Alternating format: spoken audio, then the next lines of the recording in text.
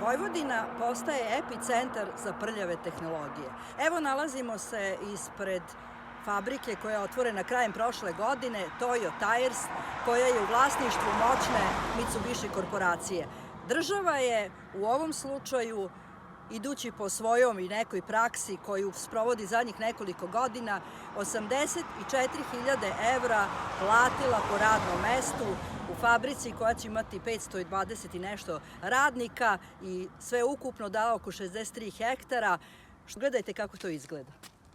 Plodno zemljište, a u daljini fabrika, jedan od najvećih zagađivača.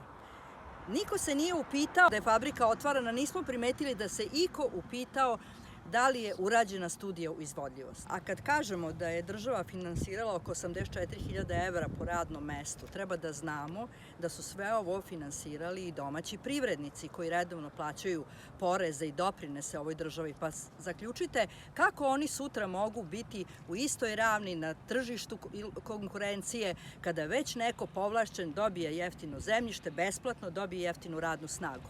I s druge strane, pogledajte, plodno zemljište Vojvodine se zagađuje, mi nismo uopšte videli da li je ova fabrika zadovoljila studiju izvodljivosti.